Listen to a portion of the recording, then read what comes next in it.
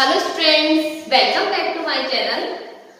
Last videos में हम बात कर रहे थे chapter metals and non metals के बारे में, और लास्ट वीडियो में हमने बात करी थी formation of ionic compound. So in this video I am going to explain a new topic that is the extraction of metal, extraction of metals और मेटलर्जी। बहुत ही अच्छा टॉपिक है और बहुत सिंपल टॉपिक है। इस टॉपिक को पढ़ने से पहले मुझे आपको कुछ डेफिनेशन समझानी है। So let's start. सबसे फर्स्ट डेफिनेशन देखिए, मेटलर्जी क्या है। आपको यहीं से समझना मुश्किल लग रहा होगा कि मैंने एक्सट्रैक्शन ऑफ मेटल और मेटलर्जी दोनों एक ही बताया क्या है। उसके बाद हम बात करेंगे मिनरल्स, देन ओर्स। पहले हम इनके बारे में एक्सप्लेन करते हैं। तो सबसे पहले बात करेंगे हम मेटलर्जी। देखिए, आपको पता है कि हमारे अर्थ क्रस्ट में जब हम उसे खुदाई करते हैं तो कई सारे मेटल्स मिलते हैं। They are rich of very good amount of metal, very different type of metals like calcium है, आयरन है, एल्यूमिनियम है एंड सो ऑन। ठीक है, ये सब मेटल्स जो हैं अर्थ में प्रेजेंट है। सिल्वर, गोल्ड और बहुत सारे, आप जानते हैं इनकी खदानें मिलती है नीचे। ठीक है, इसके अलावा सी में भी बहुत से मेटल्स हैं, सोडियम है, मैग्नीशियम है। तो ये जो मेटल्स है क्या ऐसे ही मिलते हैं? तो इसका आंसर है नो। मोस्टली मेटल्स दूसरे के साथ अटैच करते हैं, चाहे वो ऑक्सीजन के साथ अटैच हो, सल्फर के साथ हो, कार्बोनेट के साथ हो। ठीक है, तो सबसे पहले तो हम ये बात कर रहे हैं कि मेटल्स को अर्थ में से निकालना, उसको प्योरीफाई करना, उसको सेपरेट करना और उसके बाद में फिर उसको रिफाइन करना, मींस उसे हम बोलते हैं मेटलर्जी। तो मेटलर्जी क्या है? Extraction of metal from the earth, then isolate it and then refine it. ये सारी प्रोसेस जो आती है वो आती है हमारे मेटलर्जी में। क्लियर? अब मैं आपको बात कर रही हूँ कि मोस्टली मेटल्स जो है किसी ना किसी के साथ मिक्स कंबाइंड फॉर्म में मिलते हैं। ठीक है, जैसे हम बात करें तो जिंक है, तो जिंक ऑक्साइड के फॉर्म में भी मिल सकता है, एल्यूमिनियम ऑक्साइड फॉर्म में मिलता है। आप मेरी बात समझ रहे हैं? तो मेटल्स जो है अर्थ में किसी ना किसी ऑक्सीजन, सल्फर, कार्बोनेट के साथ मिक्स फॉर्म में मिलते हैं, तो इसलिए हम उन्हें बोलते हैं मिनरल्स। तो मिनरल्स क्या है? Combined form of metals is called minerals. यहाँ तक क्लियर है आपको? मेटल की जो कंबाइंड फॉर्म है उसे हम मिनरल्स कहते हैं। तो क्या सारे मेटल्स जो है कंबाइंड फॉर्म में मिलते हैं? तो इसका आंसर है no. Mostly metal combined form में मिलते हैं, लेकिन आपको पता है हमने रिएक्टिविटी सीरीज पढ़ी थी, लास्ट जो वीडियोस हैं उनमें आप उसमें से देखिएगा कि हमने जब बात करी थी रिएक्टिविटी सीरीज की, तो हम कह रहे थे कि जो सबसे लो रिएक्टिव एलिमेंट्स है वो किसी के साथ रिएक्ट ही नहीं करते, लाइक सिल्वर, गोल्ड और हमारा प्लेटिनम। ठीक है, तो ये जो मेटल्स हैं ये मोस्टली फ्री स्टेट में ही अवेलेबल होते हैं। फ्री स्टेट में मतलब एज इट इज अर्थ में प्रेजेंट होते हैं और उनको एक्सट्रैक्ट कर लिया जाता है। ठीक है, तो अब देखिए मैं आपको एक चीज बताती हूँ, ये मिनरल्स और ओर्स क्या है इनके बारे में समझाती हूँ। देखिए, किसी ने कहा कि उस आदमी के घर के नीचे सोना मिला, गोल्ड मिला, या मान लीजिए एल्यूमिनियम के बहुत ज्यादा अमाउंट मिल रहा है, दिखा हमें समझ रहे। तो क्या होता है, हम उसकी खुदाई करते हैं। पता चला कि जब उसको खोदा और निकाला एल्यूमिनियम तो मिल गया, लेकिन इतना सा मिला, थोड़ा सा मिला। तो क्या इतना मेहनत करना, इतना पैसा लगाना यूजफुल था? नहीं ना। तो मतलब ऐसा नहीं है कि आप जो है मेटल कहीं से भी आपको सोचे और आपने निकाल लिया और आपको मिल गया और सरकार, गवर्नमेंट भी आ जाएगी कि भाई हाँ ठीक है मेटल निकालो, मिल गया, इतना ही मिला, चाहे 5 ग्राम मिला है और 10 ग्राम। नहीं, ऐसा नहीं है। देखिए, इतनी ज्यादा अमाउंट में फाइनेंशियल और फिजिकल एनर्जी उसमें लगती है, बहुत ज्यादा अमाउंट में पैसा लगता है। मेटल्स को एक्सट्रैक्ट करना इजी नहीं है। तो वही कुछ जगह जहाँ पे मेटल्स बहुत ज्यादा अमाउंट में मिलता है, जिसको निकालना, एक्सट्रैक्ट करना प्रॉफिटेबल होता है, उसे हम बोलते हैं ओर्स। आपने ये बात समझ में आ रही है? मिनरल्स तो क्या है? कंबाइंड फॉर्म ऑफ मेटल, लेकिन मेटल्स को आप उस जगह से निकाल रहे हो जहां उनका एक्सट्रैक्शन जो है वो प्रॉफिटेबल हो, तब हम आप उसे बोलेंगे ओर्स बोलेंगे। तो आई थिंक आपको इन दोनों की डेफिनेशन समझ आ गई। ठीक है, अब देखिए हम बात कर रहे हैं, देखिए मोस्टली जो मेटल्स हैं वो ऑक्साइड फॉर्म में, सल्फाइड फॉर्म में, कार्बोनेट फॉर्म में, इन सब में मिलते हैं। तो इनको पहले तो आपको मेटल्स निकालिए अर्थ से, अर्थ से मेटल निकाल के उनको उसके से मेटल्स को जैसे जो भी कंबाइंड फॉर्म है सल्फाइड कार्बोनेट उसको अलग करिए। तो ये सारी प्रोसेस हम इस चैप्टर में पढ़ने वाले हैं। तो सबसे पहले तो देखिए हम बात करते हैं, आपने अर्थ में से ओर्स निकाला, ठीक है। अब उसके साथ में आपको पता है ये तो कंबाइंड फॉर्म है, किसी ना किसी के साथ में वो अटैच होगा, लेकिन इसके अलावा भी कई सारी सॉइल और सैंड की इम्प्योरिटीज इनके साथ में जुड़ी रहती है। इन इम्प्योरिटीज को हम बोलते हैं गैंग्यू और मैट्रिक्स। आप ये बात समझ रहे हैं ना क्या होता है, सॉइल सैंड और इनकी जो इम्प्योरिटीज है उसको मेटल से अलग करना, इन इम्प्योरिटीज को बोला हमने गैंग्यू और मैट्रिक्स, और उनको रिमूव आउट करने को बोलते हैं कंसंट्रेशन ऑफ ओर्स और एनरिचमेंट ऑफ ओर्स। क्लियर है आपको? तो आपको मेरी बात समझ में, अर्थ में से जब निकाला ओर्स को वो कंबाइंड फॉर्म में, अभी हम उसको एज इट इज रखते हैं, हम उसको छेड़छाड़ नहीं करते। अभी हमारा फर्स्ट जो एम है उसमें से सैंड और सॉइल की जो इम्प्योरिटीज है उसको अलग करना है, और उन इम्प्योरिटीज को क्या बोला है, गैंग्यू या मैट्रिक्स, और उनको अलग करने की प्रोसेस क्या हो गई है, कंसंट्रेशन ऑफ ओर और एनरिचमेंट ऑफ ओर। तो जल्दी से कॉपी कर ले, फिर हम आगे की तरफ बढ़ते हैं। ओके, अब हम बात कर रहे हैं, हम तीन जो हमारी अलग अलग रिएक्टिविटी सीरीज थी, तो सबसे पहले हम लो रिएक्टिविटी सीरीज वाले मेटल्स हम लेते हैं, ठीक है। तो लो रिएक्टिविटी सीरीज वाले सिल्वर, गोल्ड, प्लेटिनम, ये तो आपने बताया, हमने अभी भी बात करी कि फ्री स्टेट में अवेलेबल होते हैं, इनमें कोई कंबाइंड फॉर्म नहीं होती, लेकिन फिर भी यहाँ पे Hg और कॉपर कंबाइंड फॉर्म में मिलता है। बहुत से एग्जाम में पूछा जाता है कि ओर्स की नहीं बताइए, तो Hg जो है सल्फर के साथ में मिलता है, सिल्वर मर्करी सल्फाइड, और कॉपर के सल्फाइड के साथ में मिलता है Cu2S के फॉर्म में। इसका नाम जो है वो है सिनेबार, और इसको हम बोलते हैं कॉपर ग्लैंस। क्लियर है? This is the cinnabar and this is the copper glance. अब हम बात कर रहे हैं कि हमें इससे कैसे हम मेटल को एक्सट्रैक्ट करें। तो सबसे पहले हम बात करते हैं, हमने लिया silver sulphide, sorry mercury sulphide, आप इसे क्या करें, हीट करें। हीट आपको पता है ऑक्सीजन, तो क्या बनेगा, HgO plus SO2, sulphur dioxide gas बाहर रिमूव आउट हो जाएगी। आप इसे फिर से हीट करें तो मरकरी अलग हो जाएगा और ऑक्सीजन गैस अलग हो जाएगी। तो इस तरह आप देख रहे हैं कि हमने किस तरह से मरकरी के ओर से मरकरी को एक्सट्रैक्ट किया है।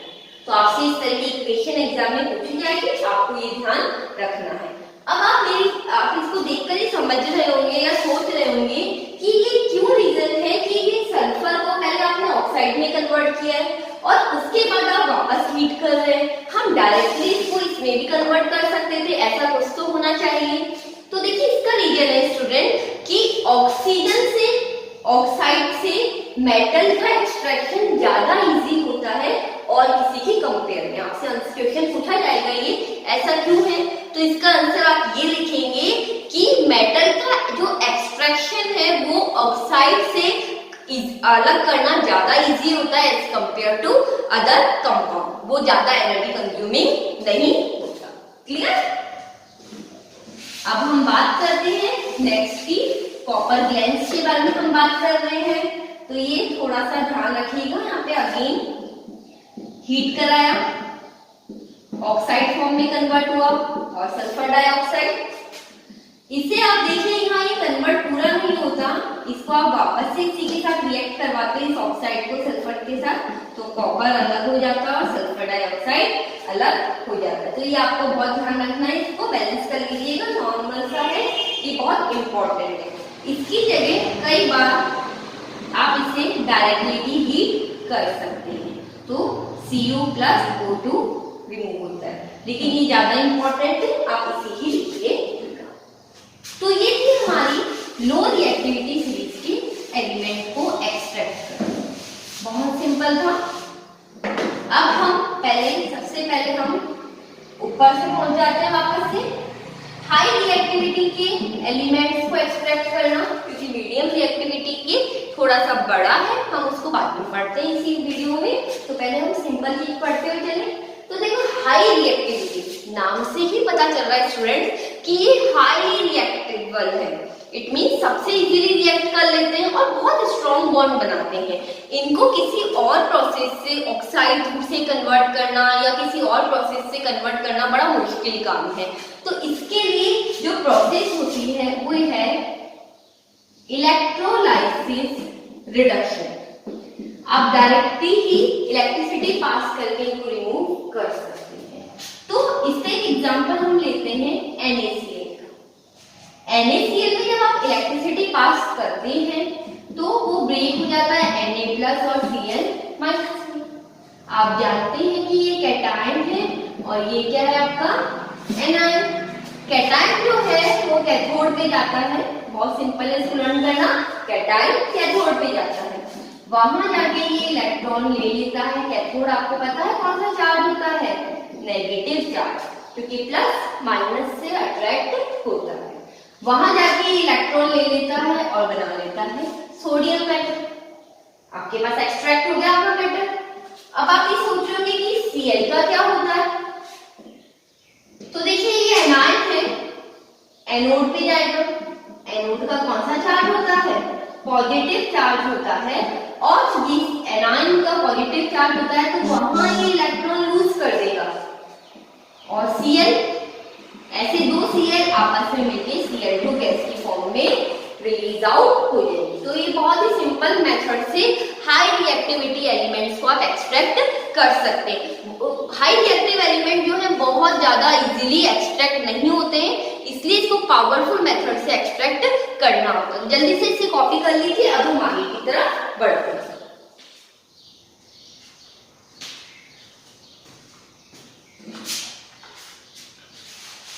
ओके स्टूडेंट्स, आगे की तरफ चलते हैं। हम बात कर रहे हैं हाई रिएक्टिविटी एलिमेंट्स की।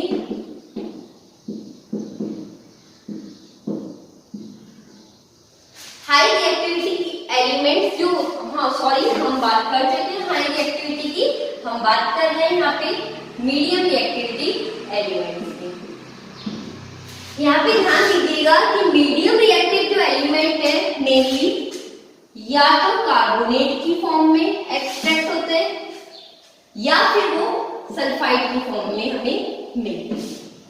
ठीक है, हमने मान लीजिए यहाँ पे जिंक का एग्जांपल लिया, जिंक कार्बोनेट। कार्बोनेट को या फिर सल्फाइड को, दोनों को ही हमने अभी भी बात करी थी कि कार्बोनेट, सल्फाइड या कोई भी और हो, उसको आपको पहले ऑक्साइड में कन्वर्ट करना होता है। इसका आंसर क्या था कि ऑक्साइड से मेटल का एक्सट्रैक्शन ज्यादा इजी होता है। क्लियर है? तो कार्बोनेट को पहले ऑक्साइड में कन्वर्ट करना पड़ेगा और अगर पहले सल्फाइड हो आपके पास तो उसको आपको ऑक्साइड में कन्वर्ट करना पड़ेगा। यहां तक क्लियर है?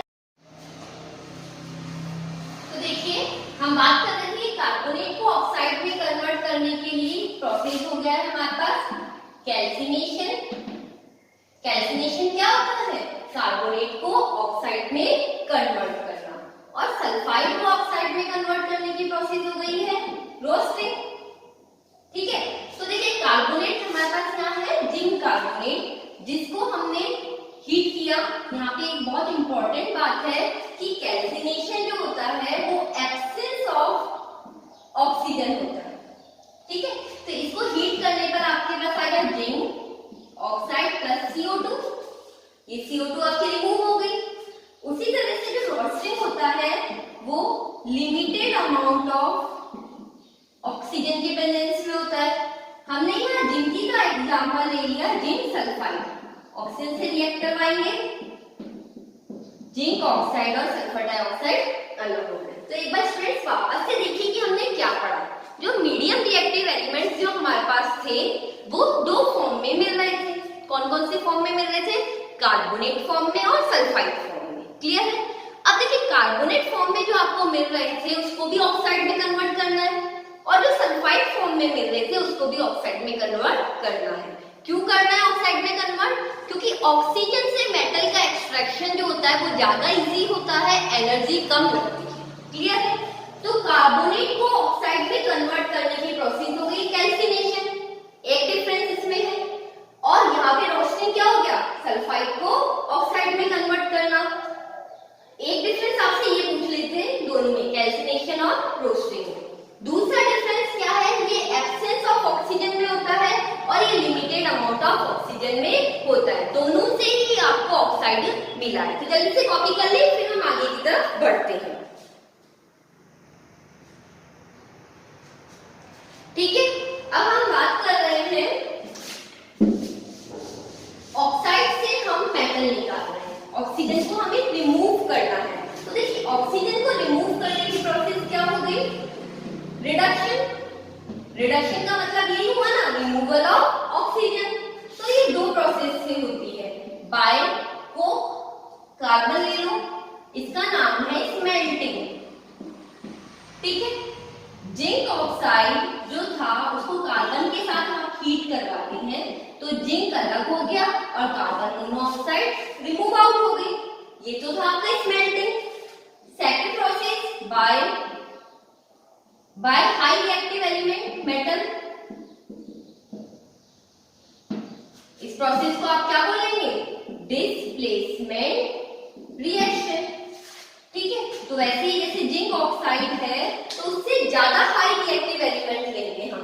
तो हमने रिएक्टिविटी सीरीज पढ़ी थी, केदारनाथ काशी में आए जादू फिर आया। तो जिंक से ज्यादा रिएक्टिव एलिमेंट ये सब है। हमने यहाँ पे एल्यूमिनियम ले लिया, हीट करा और आपका जिंक अलग हो गया। तो इस तरह आप देख रहे हैं कि पहले तो उसको ऑक्साइड में कन्वर्ट करा था और ऑक्सीजन को हटाया फिर मेटल निकालने के लिए, तो उसे हमने बोला रिडक्शन। और रिडक्शन दो तरह से हुआ, फर्स्ट हुआ स्मेल्टिंग से और सेकंड हुआ बाय हाई रिएक्टिव मेटल से। तो दोनों में ही आपको मेटल मिल गया। तो इस तरह आपने देखा हमने मेटल तीनों रिएक्टिविटी सीरीज वाले जो हमारा हाई रिएक्टिविटी थी, मीडियम थी और लो रिएक्टिविटी थी, उससे हमने मेटल को एक्सट्रैक्ट कर लिया है। तो एक शॉर्ट रिकैप में हम बात कर लेते हैं। सबसे पहले ओर लिया, ओर का हमने क्या किया? इसमें से गैंग्रू को अलग किया, तो इसका नाम हमने दिया कंसंट्रेशन ऑफ ओर। मतलब क्या था? रिमूवल ऑफ गैंग्रू या फिर मैट्रिक्स। अब आपके पास जो मेटल है वो 3 टाइप्स के थे। सबसे पहले हम बात कर ले हाई रिएक्टिव मेटल की। उसको तो आपने बहुत सिंपली से अलग कर लिया, इलेक्ट्रोलाइसिस रिडक्शन। जितना सिंपल है उतना सिंपल है नहीं, ये बहुत स्ट्रॉन्ग प्रोसेस होती है और आपको आपका मेटल मिल गया। फिर हम बात करें मीडियम रिएक्टिव एलिमेंट की, तो ये दो टाइप के से प्रेजेंट थे आपके पास, कार्बोनेट फॉर्म में और सल्फाइड फॉर्म में। ठीक है, कार्बोनेट फॉर्म को आपने किस प्रोसेस से किया? Calcination, absence of oxygen. और सल्फाइड को ऑक्साइड में किस प्रोसेस से किया था? Roasting, limited of oxygen. दोनों से ही आपको क्या मिला? ऑक्साइड। ऑक्साइड को आपने रिडक्शन किया, किन दो प्रोसेस से किया? या तो आपने स्मेल्टिंग कर ली, इसमें कार्बन यूज कर लिया, या फिर आपने डिस्प्लेसमेंट रिएक्शन कर लिया और इससे आपको फिर मेटल मिल गया। ठीक है, उसके बाद आपके पास बचा लो रिएक्टिव वाले, मोस्टली फ्री स्टेट में मिलते थे, लेकिन मरकरी जो है वो सिनेबार, मरकरी का और क्या था? HgS, और कॉपर का और था Cu2s, कॉपर गैस बोला आपने उसे। ठीक है, दोनों को आपने ऑक्साइड में कन्वर्ट कर लिया हीट करके, फिर फर्दर हीट करी और आपको मिल गया आपका मेटल। तो आप देख रहे हैं हमने शॉर्ट रिकैप में कितना सिंपल हो गया है ये तरीका कि हमने किस तरह से प्रोसेस की है। तो जल्दी से आप इसे कॉपी कर ले, फिर हम आगे बढ़ते हैं।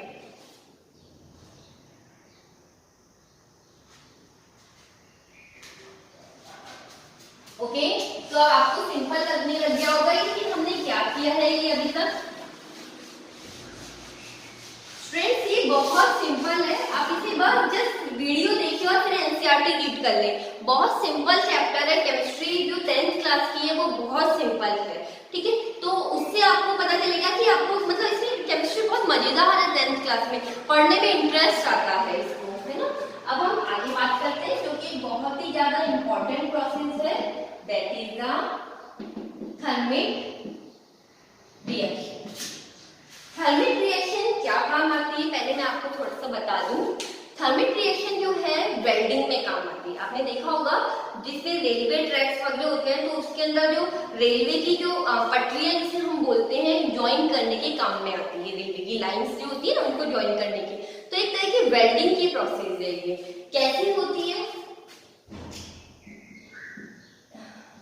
आयरन ऑक्साइड Fe2O3 और एल्यूमिनियम का मिक्सचर लेते हैं। देखिए जो इससे पहले जो हमने रिएक्शन पढ़ी थी कौन सी, डिस्प्लेसमेंट वाली, जिसे मीडियम रिएक्टिव एलिमेंट का रिडक्शन किया था। तो ये जो हाई रिएक्टिव एलिमेंट से जब हम किसी को डिस्प्लेस करते हैं तो ये बहुत ज्यादा एक्सोथर्मिक रिएक्शन है।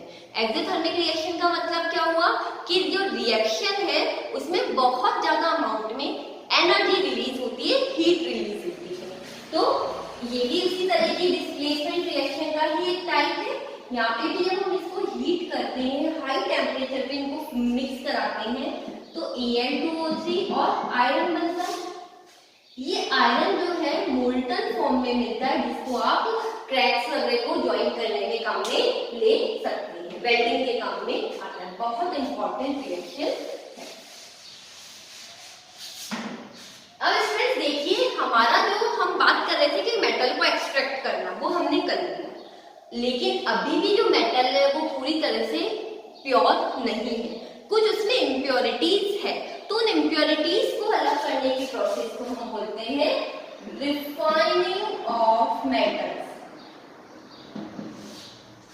रिफाइनिंग ऑफ मेटल्स क्या होता है, किस किस का किया जाता है? कॉपर, टिन, निकल, जिंक, इन सब का किया जाता है। मेटल को पूरी तरह से प्योर करने की प्रोसेस बहुत इंपॉर्टेंट है। अगेन एग्जाम में मानिए आती ही आती है। इसे हम एक डायग्राम से समझ लेते हैं। हम बात कर रहे हैं एग्जाम्पल कॉपर की। एक वेसल लिया, यहां हमें कॉपर को प्योर करना है, तो जिसको प्योर करना है उसकी रॉड आपने एनोड की फॉर्म में ली, ठीक है। एनोड आप जानते हैं पॉजिटिव होता है, और उस ये तो आपको हो गया इम्प्योर कॉपर।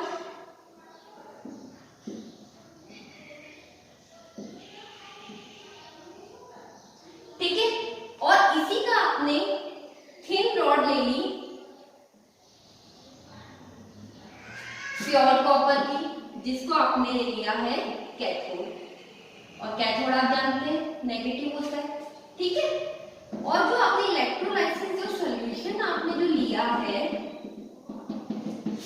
ठीक है, वो आपने उस कॉपर का सॉल्ट सॉल्यूशन ले लिया, कॉपर सल्फेट, ठीक है। तो इस तरह से आपसे पूछा था एनोड क्या लिया, कैथोड क्या लिया और इलेक्ट्रोलाइटिक सॉल्यूशन क्या लिया। जब आप इलेक्ट्रिसिटी फ्लो करते हो तो इस कॉपर का जो प्योर है वो इधर जाता है, तो अब देख रहे हैं ये रॉड धीरे धीरे ठीक होती जाती है और ये रॉड धीरे धीरे थिन होती जाती है। तो एक टाइम आता है जब एकदम थिन हो जाती है और ये रॉड ब्रॉड होती जाती है, और इम्प्योरिटीज जो है वो यहाँ नीचे आके सेट हो जाती है। इसको हम बोलते हैं एनोड मार्क। तो आपसे ये बहुत इंपॉर्टेंट है, बहुत सिंपल है, आप देख लोगे। जिस भी मेटल को प्योर करना है उस मेटल का आपने एनोड बना लो, उसकी प्योर स्ट्रिप आपने कैथोड बना ली, और उसका सॉल्ट सॉल्यूशन आपने इलेक्ट्रोलाइटिक सॉल्यूशन बना। तो इसी तरह से आपसे ये पूछा जाता है, इसे कॉपी कर ले, इसे डायग्राम से समझना बहुत ज्यादा सिंपल हो जाता है, तो आपको थ्योरी ज्यादा पढ़नी नहीं पड़ेगी। क्लियर? अब हम आगे की तरफ बढ़ते हैं। हमारा लास्ट टॉपिक लेते हैं हम कोरोजन ऑफ मेटल। देखिए क्या होता है, आपने रस्टिंग तो सुना होगा, बहुत मोस्ट कॉमन है जंग लगना। आयरन के ऊपर जंग क्यों लग जाती है आपको पता है? पानी में पड़ा रहता है, एसिड या ऑक्सीजन से रिएक्ट करते हैं। तो मेटल्स जो है एसिड, वाटर या एयर से कंटिन्यू रिएक्ट करके उन्हें थोड़ा ब्रेक होने लग जाता है। ब्रेक होने के कारण वो थोड़े कोरोड हो गए, मतलब इसे हम बोलते हैं corrosion of metal, corrosion of metal. तो देखिए सिल्वर भी कुछ कोरोड होता है, आपने सिल्वर को ब्लैक देखा होगा, थोड़े टाइम में काला पड़ जाता है। तो इसका रीजन है कि सिल्वर एटमॉस्फेयर के सल्फर के साथ रिएक्ट करके सिल्वर सल्फाइड बनाता है, सिल्वर सल्फाइड। कॉपर को आपने देखा होगा, कॉपर कौन से कलर का हो जाता है? ग्रीन, पता है आपको? तो कॉपर एटमॉस्फेयर के कार्बन डाइऑक्साइड से रिएक्ट करता है और कॉपर कार्बोनेट बनाता है। ये तो करता है कार्बन डाइऑक्साइड से, ये करता है सल्फर से। आयरन तो हम जानते हैं, रस्ट, आयरन ऑक्साइड एटमॉस्फेयर में जो ऑक्सीजन है या वाटर में जो ऑक्सीजन है उससे वो रिएक्ट करता है, ब्राउन कलर का होता है।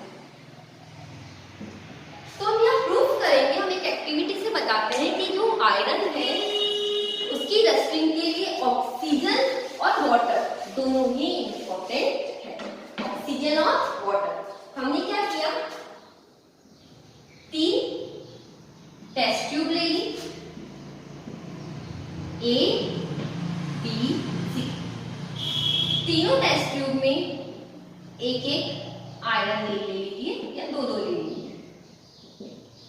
एक को हमने वाटर डाल दिया और कॉर्क लगा दिया, ठीक है। एक में हमने क्या किया, वाटर तो डाला ही, ऊपर ऑयल लगा दिया और कॉर्क लगा दिया।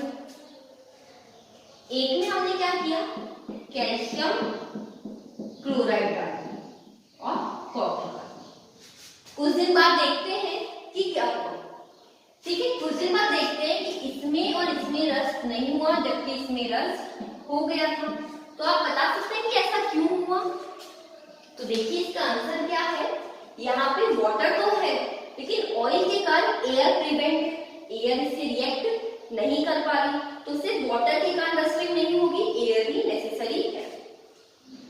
एयर है बट ये कैल्शियम क्लोराइड क्या करता है, ये वाटर को एब्जॉर्ब कर लेता है, जो भी एटमॉस्फेयर में पानी है उसको एब्जॉर्ब कर लेगा। तो यहाँ वाटर नहीं है, एयर है, तो रस्टिंग नहीं हो रही। लेकिन यहाँ वाटर भी अवेलेबल है और एयर भी अवेलेबल है, तो रस्टिंग हो रही है। तो इसलिए रस्टिंग में ऑक्सीजन और वाटर दोनों ही नेसेसरी है। तो आप इसे कॉपी कर लो, आपको जल्दी से ये कंप्लीट हो जाएगा। ओके, अब हम बात कर रहे हैं हमारे लास्ट इसी टॉपिक से रिलेटेड, दैट इज कि आप कोरोजन से आयरन को कैसे प्रिवेंट करें, ठीक है। तो देखिए आपने देखा होगा, आपने वर्ड सुना होगा गैल्वेनाइजेशन। गैल्वेनाइजेशन में जिंक की कोटिंग कर दी जाती है तो वो प्रिवेंट हो जाता है, ठीक है। अब यहाँ पे इम्पोर्टेंट है, जो फूड कैन वगैरह होते हैं जिसमें फूड होता है वहां आप याद रखिएगा जिंक की कोटिंग नहीं की जाती, वहां कोटिंग की जाती है टिन की। इसलिए टिन बोलते हैं, आप जानते हैं ना, टिन कोल्ड ड्रिंक का टिन आता है जो, टिनिंग बोलते हैं इसे प्रोसेस को। टिन का सिंबल होता है एसिड। तो आप पूछेंगे ऐसा क्यों, जिंक की कोटिंग क्यों नहीं की जाती? तो स्टूडेंट इसका आंसर ये है कि zinc is more reactive than the tin, food से वो रिएक्ट कर लेता है जिसके कारण फूड हमारा पॉइजनस हो सकता है। अब हम हमारे एक बहुत ही इंपॉर्टेंट टॉपिक की तरफ चलते हैं जिसका नाम है अलॉइंग। आप सोच रहे हैं कि ये तो कंप्लीट हो गया था, वो कंप्लीट है लेकिन ये इसी का सब टॉपिक है, ये भी प्रिवेंशन में काम में आता है कि किस तरह से कोरोजन से हम बचा सकते हैं। अलॉइंग आपने सुना होगा, 2 मेटल को मिक्स कर दीजिए, 2 मेटल्स या फिर एक मेटल और दूसरा नॉन मेटल ले लीजिए। आप मेरी बात समझ रहे हैं? What is the alloying? It is the mixture of 2 metal और 1 मेटल और 1 नॉन मेटल। आप जो आपका मेन जिसका ज्यादा अमाउंट है उसको हीट कर दो और मेल्ट कर लो, वो आपका प्राइमरी हो गया, और दूसरा जो सेकेंडरी है उसको मेल्ट करके उसमें मिक्स कर दो। इस तरह से अलॉय फॉर्म होता है। प्राइमरी को सेकेंडरी में मिक्स किया जाता है। प्राइमरी कौन सा, जो ज्यादा अमाउंट में है, और सेकेंडरी जो कम अमाउंट में। यहाँ मैं आपको कुछ अलॉय के नेम बताऊंगी जो आपसे एग्जाम में पूछ लिए जाते हैं, इंपॉर्टेंट है, आप उसे नोट डाउन कर लीजिए। तो सबसे पहले देखिए, अगर हमारा मेटल, कोई भी अलॉय में मेटल मरकरी है तो उसे हम बोलते हैं अमलगम। क्या बोलते हैं? अमलगम। इसका एग्जाम्पल आपसे एग्जाम में बहुत ज्यादा पूछा जाता है कि कोई भी अमलगम के एग्जाम्पल दीजिए, तो ये दो एग्जाम्पल है अमलगम के। दूसरा ब्रास और ब्रोंज। आपको पता है ब्रास किसका मिक्सचर है? कॉपर और जिंक का। ब्रोंज कॉपर और टिन का। तो इस तरह से जो एग्जाम्पल्स हैं ये आपसे एग्जाम में पूछ लिए जाते हैं कि ब्रास किसके एग्जाम्पल, ब्रास किस किस से मिल रहा है, ब्रोंज बनाइए। सोल्डर जानते हैं? आपने सुना होगा सोल्डरिंग की प्रोसेस, जो वायर होते हैं उनको ज्वाइन करने के काम में आता है। तो एक तरह से वायर की वेल्डिंग में काम में आता है ये, welding of wire. Pb plus Sn होता है, इसका मेल्टिंग पॉइंट बहुत ही कम होता है, इसलिए ये काम में लिया जाता है। आयरन आप सुनते होंगे ना, आयरन कितना मजबूत होता है, लेकिन फ्रेंड्स स्ट्रेंथ ऐसा नहीं है। आयरन जो प्योर फॉर्म में है वो बहुत ही सॉफ्ट होता है। तो आयरन को हार्ड करने के लिए 0.05% कार्बन मिक्स किया जाता है, तब जाके वो ये हार्ड होता है। तो ये सब अलॉय हो गए, ठीक है। इसके अलावा स्टेनलेस स्टील तो हम सब जानते हैं, क्योंकि तो इतनी ज्यादा हमारे घरों में मिलती है। क्या क्या होता है? आयरन, निकल और क्रोमियम का मिक्सचर होता है, आयरन, निकल और क्रोमियम। इसके अलावा मोस्ट इंपॉर्टेंट आप सबने गोल्ड, सबसे महंगा होता है एयू। आपको पता है, आपने सुना होगा 24 कैरेट गोल्ड, टीवी पे कितना आता है। हमारे यहाँ शुद्ध 24 कैरेट गोल्ड मिलता है। गोल्ड का मेजरमेंट यूनिट क्या हुआ? कैरेट। और प्योर गोल्ड होता है 24 कैरेट। लेकिन फ्रेंड्स आपको मैं बताऊं, कोई भी गोल्ड 24 कैरेट गोल्ड नहीं होता है, क्योंकि उसके ऑर्नामेंट मतलब ज्वेलरी नहीं बनाई जाती है। वो इतना सॉफ्ट होता है कि आप उसकी ज्वेलरी बना ही नहीं सकते हैं। तो उसको हार्ड करने के लिए आइदर उसमें आप सिल्वर मिक्स करिए या फिर आप उसमें कॉपर मिक्स करें। तो होता क्या है, 22 आप गोल्ड लेते हैं और 2 आप इन दोनों में से कुछ भी ले सकते हैं। तो इस तरह से 24 कैरेट गोल्ड का कभी भी गोल्ड ऑर्नामेंट फॉर्म नहीं हो सकता। तो ये सारे कुछ अलॉय के एग्जाम्पल्स हैं जो आपसे एग्जाम में पूछ लिए जाते हैं। इनको लर्न कर लीजिए, बहुत ज्यादा कुछ नहीं है, लेकिन आजकल ऑब्जेक्टिव क्वेश्चंस आने लगे तो इसके आने के चांसेस और ज्यादा बढ़ जाते हैं और 1 मार्क्स में भी ये आ सकते हैं।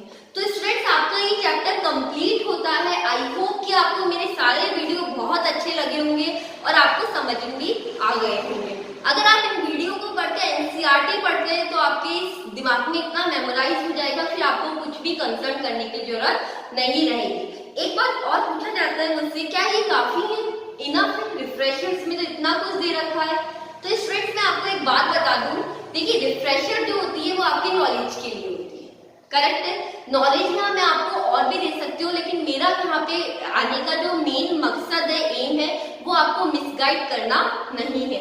इट मीन्स जितना मैं पढ़ा रही हूँ वो आपके 10th क्लास के साइंस के सिलेबस में है, अप टू द मार्क, ठीक है। इसके बाहर 100% गारंटी कुछ नहीं आता है आपके बोर्ड एग्जाम में।